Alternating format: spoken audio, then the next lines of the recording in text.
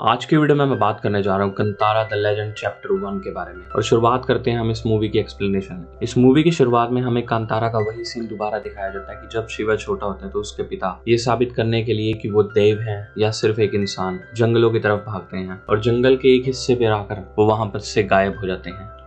तब शिवा दोबारा से उसी जगह पर आता है और एक आदमी से पूछता है कि यहीं पर हमारे पिता क्यों गायब हुए थे। तब वो कहता है कि यही हमारा मूल स्थान है बेटा, हमारे पूर्वज यहीं पर रहते थे। तब वो उसे बताते हैं जो ईश्वर के गण थे वो यहीं पर आए थे। तब शिवा उनसे पूछता है कि गण मतलब? तब वो कहते हैं कि देव जिन्हें हम पूछते हैं वो सब यहीं पर आए। और तब हमें सबसे पहले दिखाए जाते हैं पंजुर्ली देव जो कि एक वराह के अवतार में पृथ्वी पर आए थे। और तब वहां पर दूसरी जगह आते हैं गुलिका देव जिनके आने से ही ये कुआं बना था। और तब हमें दिखाया जाता है बांग्लादेश के राजा विजेंद्र को, जो कि एक इंसान तो थे लेकिन उनके अंदर एक शैतान था जो कि किसी भी देश को देखते थे तो उसके ऊपर कब्जा करने की सोचते थे। और ऐसे ही उन्होंने बांग्ला को भी जीता था। और तब वो पहुंच जाते हैं कंतारा जंगलों की तरफ भी। और तभी कंतारा गांव में एक लड़की जिसका नाम होता है बेदी, उसे पानी के अंदर गुलिका देव मिलते हैं, यानी वही पवित्र पत्थर जिससे कि गुलिका देव वहां पर आए थे। और वो उन्हें उठाकर वहां पर रखकर उन्हें पूजने लग जाती है। और तभी वहां पर आ जाते हैं बांग्लादेश के राजा विजेंद्र और वो इन सब के ऊपर दोबारा से जुल्म करने लग जाते हैं। वो यहाँ के लोगों को पकड़कर अपने बांग्लादेश में ले जाते हैं और इन लोगों से मजदूरी करा रहे होते हैं और बदले में इन्हें कुछ भी नहीं देते, सिर्फ मारते हैं और इनके ऊपर अत्याचार करते हैं। जब एक दिन विजेंद्र अपने पुत्र राजशेखर के साथ कांतारा के जंगलों के बाहर ही स्नान कर रहा होता है, तभी उसे एक बूढ़ा आदमी दिखता है जिसका नाम होता है मायाकारा और वो वहां पर मछली पकड़ रहा होता है। तभी वो अपने सैनिकों को कहता है कि उसे यहाँ पर पकड़ कर ले आओ और यहाँ पर मार देना, लेकिन वो मारने से पहले कहता है कि इसका खून इस पानी में ना जा पाए। जैसे ही वो मायाकारा को वहां से खींच रहे होते हैं तभी उसकी जेब के अंदर से एक मसाले निकलते हैं, जिन्हें जब विजेंद्र देखता है तो उसे समझ आता है कि ये कितने कीमती हैं। और वो ये सोच लेता है कि ये सब चीजें तो उसके पास होनी चाहिए जिससे कि वो अपना कारोबार और भी अच्छे से कर पाएगा। तब वो मायाकारा को पूछता है कि ये सब चीजें तुम्हें कहाँ मिली। तब वो कहता है कि कांतारा ईश्वर के मधुबन में। और तब वो उस बूढ़े आदमी को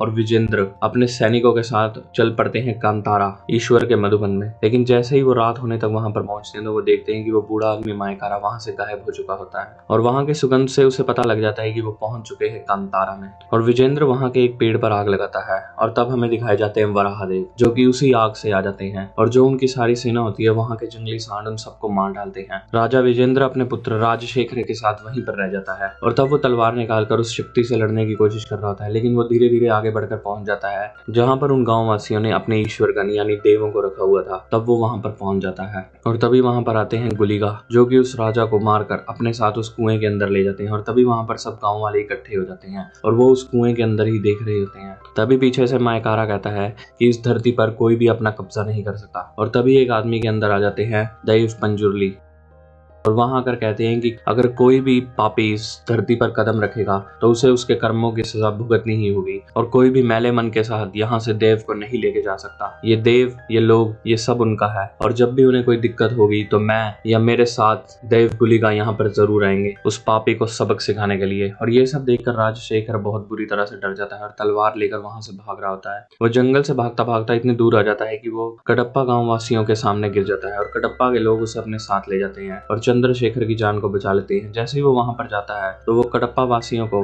कांतारा वासी जो कि देव को पूछते हैं और उनमें पूरी तरह से विश्वास रखते हैं। और कडप्पा वासी बिल्कुल ही उल्ट और कडप्पा वासी उनसे बिल्कुल ही विपरीत हैं। वो भगवान को नहीं मानते और हमेशा बुरी शक्तियों को मानते। हम इसे ये कह सकते हैं कि कांतारा के लोगों को देवों को पूजने से शांति मिलती थी और इन लोगों को आह्वान के माध्यम से। लेकिन जब राजशेखर वहां पर जाता है और कांतारा की शक्तियों के बारे में बताता है तो ये सब लोग ये सब सुन के बहुत ही हैरान हो जाते हैं कि कांतारा में ऐसी खास शक्तियां हैं जो कि कडप्पा वासियों के पास भी नहीं। और कडप्पा वासी उस बच्चे को मारते नहीं है बल्कि वो जहां से आया था उसे वहां पर वापस ले जाते हैं बांगड़ा। और अब बांगड़ा का अहंकार और कडप्पा का अंधकार ये दोनों एक हो चुके हैं। और देखते ही देखते कई साल बीत जाते हैं और अब राजशेखर बड़ा हो चुका होता है। लेकिन कांतारा में उस दिन जो हुआ था उस चीज का डर अभी भी उसके मन में है। और राजशेखर के बड़े होने के साथ साथ अधर्म भी बांगड़ा में बढ़ जाता है। और इस मूवी में ही कहा गया है कि जब जब अधर्म से ही धरती सूख जाती है तब तक ईश्वर अपनी बारिश से उसे भिगो देते हैं और दोबारा से धर्म की स्थापना करते हैं। और तभी उस कुएं के अंदर चमत्कारी रूप से एक बच्चा मिलता है उन गांव वासियों को, जिसके आसपास एक शेर भी घूम रहा होता है। और जो वो लड़की थी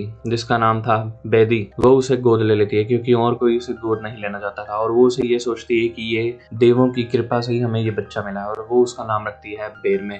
और दूसरी तरफ दिखाया जाता है कि अब बेरमे बड़ा हो रहा है और बेरमे को भी वो बूढ़ा आदमी दोबारा से दिखाया जाता है मायाकारा, जो कि सबसे पहले राजा विजेंद्र को दिखा था। और वो उससे बात कर रहा होता है। वो उनसे पूछता है कि इस जगह को ईश्वर का मधुबन वन क्यों कहते हैं। वो कहते हैं कि भगवान शिव शांति से ध्यान लगा पाए, इसलिए माता पार्वती ने इसे बनाया था। और तभी उसकी माँ और एक आदमी बेरमे की तरफ देख रहे होते हैं और वो सोचते हैं कि वो किससे बात कर रहा है, क्योंकि इन सब लोगों को वो बूढ़ा आदमी नहीं दिखाई देता। और दूसरी तरफ राजशेखर अपने बच्चों को बता रहा होता है कि कांतारा कभी मत जाना वहां पर, क्योंकि ब्रह्म राक्षस रहता है। उसका पुत्र इस बात पर हंस रहा होता है, लेकिन वो कहता है कि हंसो मत, ये बात बिल्कुल सत्य है और मैं तुम्हें वहां जाने से हमेशा मना ही करता। और दूसरी तरफ कांतारा में दिखाया जाता है कि वन संपत्ति का कुछ भी इस्तेमाल करने से पहले जो वहां के लोग थे वो एक हिस्सा देवों के लिए निकाल देते हैं, दूसरा हिस्सा अपने लिए रखते थे और तीसरा रास्ता वो रखाते थे उस गांव की सीमा पर ब्रह्म राक्षस के लिए, क्योंकि उनका मानना था कि अगर हम ऐसे ही उन्हें तीसरा हिस्सा दे दिया करेंगे तो ब्रह्म राक्षस हमें बिल्कुल भी परेशान नहीं किया करेगा। और साथ ही साथ ब्रह्म राक्षस जो कि इस गांव में भी डर बना हुआ है, यही डर बांगड़ा और कांतारा के बीच में सीमा बनी हुई थी। जैसे जैसे वक्त बीतता है तो राजशेखर अपने पुत्र को अब सारी जिम्मेदारी सौंप देता है, जिसका नाम होता है कुलशेखर। और अब से बांगड़ा का राजा राजशेखर नहीं बल्कि कुलशेखर है। और तभी एक पुजारी उसे तिलक लगाने आ रहे होते हैं, लेकिन वो तिलक नहीं लगवाता और पुजारी को ही दोबारा से तिलक लगा देते हैं। और ये सब देखकर उन्हें समझ आ जाती है कि शायद कुलशेखर वो राजा नहीं है जो कि राजशेखर ने सोचा था। तब जो राजशेखर का मंत्री होता है वो राजशेखर से आके पूछता है कि आपके राज में इस बांगड़ा का बहुत ही ज्यादा उद्धार हो रहा था, तो आपने अपने पुत्र को जिम्मेदारी क्यों सौंप दी। वो कहता है कि मेरे पिता भी इसी उम्र तक आकर मुझे जिम्मेदारी सौंप देते, इसलिए मैंने भी आगे यही किया है। कुलशेखर भी अपनी जिम्मेदारी बहुत ही अच्छे से समझेगा और बिल्कुल भी कुछ गलत नहीं करेगा। अब कुलशेखर राजा बनने के बाद अपने राज्य धर्म की कोई भी जिम्मेदारी नहीं उठाता है। वो हर समय मदिरा में डूबा रहता है और अधर्म भी करता है। इसलिए जब उसके दोस्त ये परामर्श करते हैं कि अब हमें कहाँ जाना चाहिए, तो कांतारा जो कि उसके पिता राजशेखर ने बचपन से ही उसे मना किया था कि वहां पर ब्रह्म राक्षस रहता है और हमें वहां पर नहीं जाना चाहिए, लेकिन वो इस पर सोचते हैं कि हम कांतारा जाकर ही शिकार करेंगे, इसलिए वो सब वहां पर चले जाते हैं। वहां पर भी वो मदिरा में ही डूबे होते हैं और वहां पर जाकर भी वो मजाक ही कर रहे होते हैं। तभी उनमें से जो कुछ सिपाही होते हैं वो डरने लग जाते हैं, क्योंकि वो इन चीजों में मानते हैं कि शायद सचमुच में यहाँ पर ब्रह्म राक्षस है।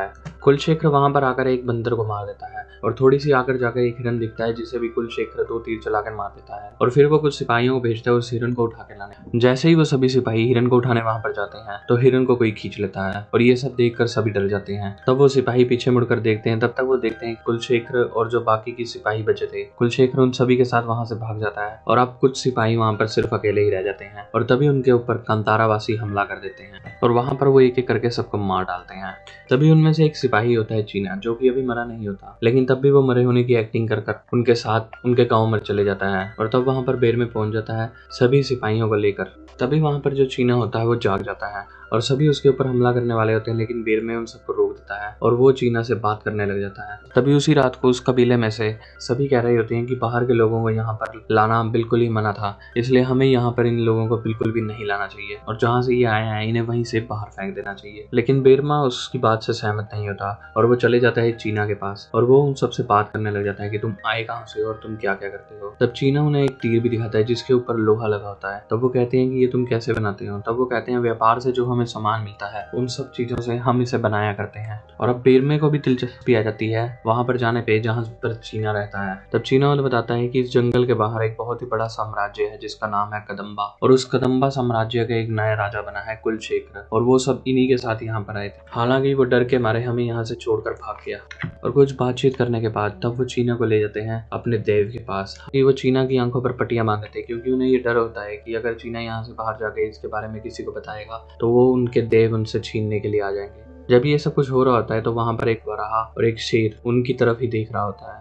तब वो कहते हैं कि चीना अब तुम यहाँ से जा सकते हो, लेकिन चीना के साथ साथ वो सब भी उसके साथ आ रहे होते हैं। लेकिन चीना कहता है कि अगर तुम लोगों को किसी ने वहां पर देख लिया तो वो लोग मुझे मार डालेंगे और तुम्हें भी। तब वहां पर जो मरे हुए सिपाही होते हैं, बेरमा और उसके सभी साथी उन सिपाहियों के कपड़े पहन लेते हैं और वो उनके साथ चलने लग जाते हैं। तब रास्ते में जाते जाते चीना बेरमा से पूछ रहा था कि तुम लोग वहां पर जाना क्यों चाहते हो। तब बेरमे उसे बताता है कि मैंने सुना है कि तुम लोग बहुत ही ज्यादा तरक्की कर चुके हो और हम अब भी आदिवासियों की तरह ही रहते हैं, इसलिए मुझे सिर्फ जाकर वहां पर देखना है कि वहां पर क्या क्या है और तुम हमसे कितना आगे जा चुके हो। तब चीना उन्हें बताता है कि हमें यहाँ से पैदल जाने में पूरा 1 दिन लगता है। हालांकि चीना इन्हें मना ही कर रहा होता है कि ये लोग मेरे साथ आए, पर उसके पास कोई और दूसरा रास्ता नहीं है। इनको अपने साथ ले जाने के अलावा, और वो पहुंच जाते हैं बांगड़ा के बाहर, जहाँ पर बहुत ही बड़ी बड़ी दीवारें होती हैं और सभी सिपाही अलग दिख रहे होते हैं। इसलिए एक आदमी चीना से पूछता है कि ये सब लोग कौन है। तब चीना उसे चुप करा देता है कि वही सिपाही हैं जो मेरे साथ गए थे, तुम्हारा मतलब क्या है कि ये लोग कोई और हैं।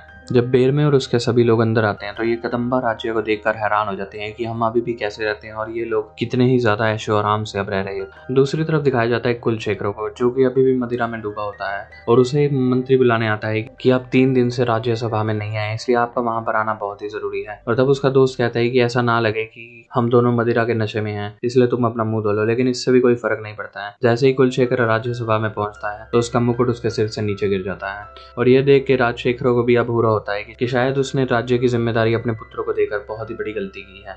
और चीना उन सबको वहां पर ले आता है जहां पर व्यापार किया जाता है, और वो सब लोग वहां पर आकर कुछ ना कुछ देख ही जा रहे होते हैं, यानी बहुत ही अजीब तरीके से बर्ताव कर रहे होते हैं, जिन्हें देखकर जो वहां के सैनिक होते हैं उन्हें उनके ऊपर शक हो जाता है। तभी बेरमा अपने साथियों के साथ एक जगह पर आता है जहाँ पर एक मंदिर बन रहा होता है, और उसके अंदर से राजकुमारी कनकावती आती है। तभी बेरमा राजकुमारी को देखकर उसकी तरफ अट्रैक्ट हो जाता है, और वहां पर जो लोग कंस्ट्रक्ट कर रहे होते हैं उनमें से एक पत्थर जाके मधुमक्खियों के छत्ते पर लग जाता है, और सभी मधुमक्खियां वहां पर आने लग जाती हैं। तभी राजकुमारी को बचाने वहां पर कोई नहीं होता, लेकिन तभी बेरमा आता है जो कि राजकुमारी और अपने ऊपर एक कपड़ा दे देता है, और जिस तरह से मधुमक्खियों से वो राजकुमारी को बचा लेता है। राजकुमारी उससे पूछती है कि तुम कौन हो। तब राजकुमारी उससे पूछती भी है कि क्या तुम एक सिपाही हो। तब वो कहता है कि क्यों, सिर्फ एक सिपाही ही आपको बचा सकता है क्या। तब बेरमा और उसके सभी साथी आ जाते हैं वहां पर जहाँ पर कदम्बा अपने पूरे व्यापार संभालता है, यानी वहां से और भी बाहर से लोग आते हैं और वो सब यहीं पर व्यापार करते हैं। और तब वो देखते हैं उनके मसाले जो कि सिर्फ कांतारा गांव में मिलते हैं वो यहाँ पर मिल रहे होते हैं, और वो इनसे पूछते हैं कि ये सब मसाले कहाँ से आए। तब वो आदमी उन्हें बताता है कि मैंने यहाँ से व्यापार करके खरीदे, और उसके हाथ से वो मसाले नीचे गिर जाते हैं, और जो उसके साथी होते हैं वो ये सब मसाले उठाने लग जाते हैं। तभी वहाँ के जो सिपाही होते हैं उन्हें इन लोगों पर शक होने लग जाता है, और वो उन्हें कहते हैं कि तुम यहाँ के नहीं हो। तब बेरमा और उसके साथी कहते हैं कि ये कपड़े पहनकर भी हम पहचान में आ गए, तो फिर इन कपड़ों का क्या फायदा। तो वो इन सब कपड़ों को उतार देते हैं और वहां से भागने लगते हैं। तभी वहां पर एक रथ खड़ा होता है जो कि अभी तक पूरी तरह से बना नहीं होता है, बन रहा होता है, लेकिन उसके पहिए लग चुके होते हैं। तब बेरमा और उसके सभी साथी उसी की मदद से वहां से निकल रहे होते हैं, लेकिन वो इस तरह से पूरे व्यापार जितने भी लोगों ने लगाया होता है वो सब कुछ तबाह कर देती है। लेकिन आखिरी में जाकर जब वो नीचे गिरने वाले होते हैं तब उन्हें रुकना पड़ता है, और इस तरह से जो वहाँ की राजकुमारी होती है कनकावती, वो उन्हें कह देती है कि इन सबको बंदी बना लो। और तब बंदी बनाकर वो उसे कुलशेखर के सामने लेकर जाते हैं, और कुलशेखर उन सब कांतारा वासियों को पकड़कर बंदी बना लेता है और उनको बहुत ही ज्यादा मार रहा होता है, लेकिन इनकी मार से उन लोगों को कोई भी फर्क नहीं पड़ रहा था। तभी वहां पर आता है राजशेखर, और वो पूछता है बेरमा से कि तुम यहाँ पर क्यों आए। तब वो कहता है कि आप हमारे लोगों को देखने कांतारा आ सकते हैं, तो हम आपके लोगों को देखने कदम्बा नहीं आ सकते। तब राजशेखर पीछे पलटता है और उससे पूछता है कि कांतारा गए थे। तब कुलशेखर कहता है कि हाँ गया था, लेकिन सिर्फ सीमा तक ही गया था और नहीं। और बेरमा उसके सामने ही उस चेन को तोड़कर उससे बात करने लग जाता है, और इस बात के लिए राजशेखर उसे बहुत ही ज्यादा सुनाता है, जिस बात से कुलशेखर गुस्से में आ जाता है, और रात को खाना खाते वक्त वो नौकरों से भी बदतमीजी करता है, राजशेखर से भी बदतमीजी करता है, और कहता है कि आपने मुझे राजा तो बना दिया, लेकिन राज्य पर अधिकारी क्या है मेरा, मैं भी वही सब करता हूँ जो आप मुझे कहते हैं। और अगले दिन जो कुलशेखर का दोस्त होता है वो जाता है वहीं पर जहाँ पर सब व्यापार कर रहे होते हैं, और वहाँ पर एक आदमी होता है जिसका नाम होता है बूबा, जो कि इस पूरे व्यापार को संभाल रहा होता है, यानी यहाँ पर कौन आ रहा है कौन जा रहा है उसको हर चीज की खबर होती है, और इसे ये सब करने के लिए राजकुमारी कनकावती ने ही कहा है। तब वो वहाँ पर आता है और वो पूछता है जो मैंने पहले लोग दिए थे बेचने के लिए वो अब तक बिके हैं या नहीं। तब वो कहता है कि जो तुमने लोग दिए थे उनके ऊपर तो कोई खरीदने को भी तैयार नहीं है। और तब वो उन्हें जगा के पूछता है कि सिर्फ ये चेक कर रहा हूँ कि तुम जिंदा हो कि नहीं, क्योंकि वो बहुत ही ज्यादा बूढ़े हो चुके होते हैं और उन्हें कोई भी नहीं खरीदना चाहता। लेकिन कुलशेखर का दोस्त कहता है कि इस बार जो हमने लोग पकड़े हैं वो बहुत ही ज्यादा ताकतवर है, इसलिए उन्हें कोई भी खरीद लेगा। तब वो कहता है कि वो कांतारा से यहाँ पर आए हैं और उन्होंने हमारे राजा के ऊपर हमला भी किया था। इस बात से जो बूबा का बेटा होता है पेपे, वो कहता है कि मैं उन लोगों को देखूंगा, और उन्हें एक काल कोठरी में रखा होता है, और वो उन्हें कहता है कि मुझे वहां पर ले चलो। और साथ ही साथ वो जिन लोगों के साथ वहां पे जा रहा होता है वो उन्हें कह देता है कि अब चाहे कोई भी आवाज आए, कुछ भी हो जाए, तुम ये गेट किसी भी कीमत पर नहीं खोलोगे। लेकिन जो कांतारा वासी है वो बहुत ही ज्यादा ताकतवर है। जैसे ही पेपे उनसे बात करने जा रहा होता है तो बात करते करते गलती से उनमें से एक आदमी अपनी हथकड़ी ही तोड़ देता है, और ये समझ के पेपे समझ जाता है कि शायद इन लोगों से लड़ना ठीक नहीं है, और वो बचाने की आवाज लगाने लग जाता है। लेकिन जैसे ही उसने ही अपने लोगों को कहा था कि चाहे कुछ भी हो जाए ताला मत खोलना, इसलिए वहां पर कोई भी नहीं आता है। और तब पेपे के लोग वहां पर आ जाते हैं और उसे छुड़वा कर बाहर ले जाते हैं। तभी उन्हीं जेल के अंदर जहाँ पर कांतारा वासी को रखा होता है, उसी जेल के अंदर एक आदमी होता है जिसका नाम होता है संकप्पा, और संकप्पा नाम सुनकर सभी उसके पैर छूने लगते करते हैं क्योंकि संकप्पा भी कांतारा से ही आया होता है और वो सोचते हैं कि ये आदमी हमारी मदद करेगा यहाँ से हमें निकलने के लिए और कांतारा के उद्धार के लिए।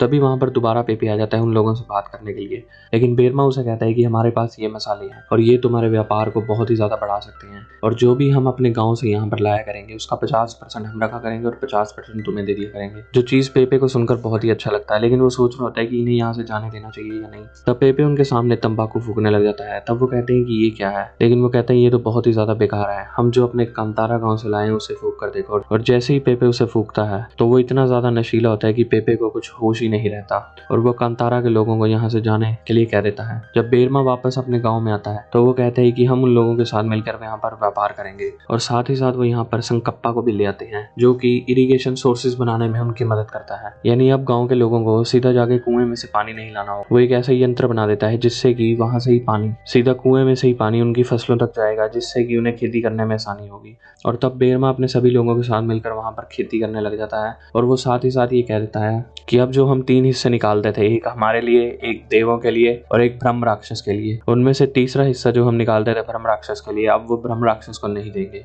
बल्कि हम वो अपने व्यापार में इस्तेमाल करेंगे। और जिस बात को सब मान लेते हैं, लेकिन वही आदमी जो कि पहले भी रोक रहा होता है बाहर जाने से, वो दोबारा से बीच में आता है और कहता है कि हमें बाहर वाले लोगों के साथ व्यापार नहीं करना चाहिए और उन्हें कांतारा के बारे में नहीं बताना चाहिए।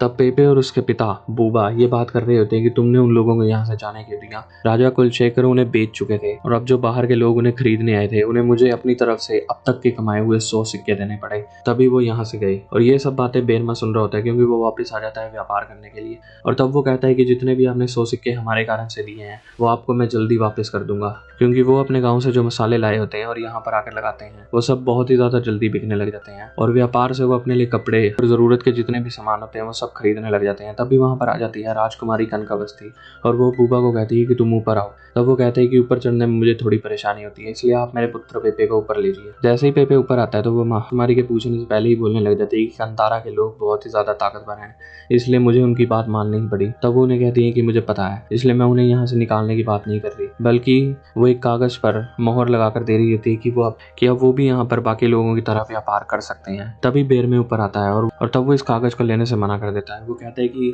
आज्ञा चाहे आपने हमें दे दी है यहाँ पर व्यापार करने के लिए, लेकिन हमें ये आज्ञा कबूल नहीं है क्योंकि हम व्यापार अपनी मर्जी से ही करना चाहते हैं। तभी बेर में एक राजा से जाके मिलता है जिसके पास अस्त्र शस्त्र होते हैं और वो अपने मसालों के बदले उनसे धनुष और शस्त्र मांगता है, जो कि राजा उसे दे देता है। और वो राजा के पास और क्या है ये देखने के लिए उसकी नाव के ऊपर आ जाते हैं, जहाँ पर एक श्वेत घोड़ा भी खड़ा होता है। और जैसे ही बेर में उसके पास जाता है तो वो घोड़ा बेकाबू होकर इधर उधर भागने लग जाता है और बाहर निकल जाता है जहाँ पर सभी लोग व्यापार कर रहे होते हैं। और फिर से उन लोगों को इस घोड़े की वजह से बहुत ही हानि पहुंच रही होती है और वो व्यापार नहीं कर पा रहे होते। तभी वो घोड़ा सीधा राजकुमारी की तरफ आ रहा होता है और रास्ते में कोई भी नहीं होता उसे रोकने वाला, लेकिन तभी वहां पर बेर में आ जाता है जो कि उस घोड़े के ऊपर बैठकर उस घोड़े को काबू में कर लेता है। और बेर में जो अपने साथ मसाले लाया था उनका आखिरी हिस्सा भी बेच देता है और वो अपने लोग जो कि अभी तक कदम्बा गांव के गुलाम बने हुए थे उन्हें छुड़वा के अपने गांव वापस ले जाता है। तभी हमें दिखाया जाता है कि राजकुमारी कनकावती बेरमे की तरफ अट्रैक्ट हो रही है और वो उससे बहुत ही ज्यादा खुश होती है और उसके साथ वक्त बिताने लग जाती हैं और धीरे धीरे वो दोनों एक दूसरे के बहुत ही ज्यादा क्लोज आ रहे होते हैं।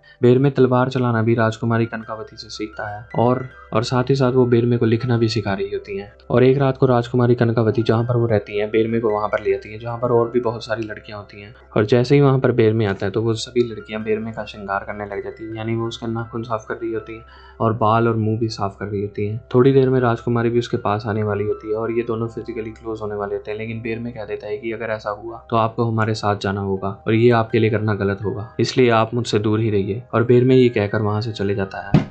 और तब बेर में अपने कबीले के पास वापस आ जाता है, यानी कांतारा में। और जब आकर वो देखता है कि उन सब ने कपड़े पहने होते हैं और वो अपने साथ साथ और भी काफी सारे सामान लाए होते हैं, अस्त्र शस्त्र वगैरह सब कुछ। और ये सब देख के कबीले वाले भी सोचते हैं कि शायद बाहर के साथ व्यापार करने में हमारा ही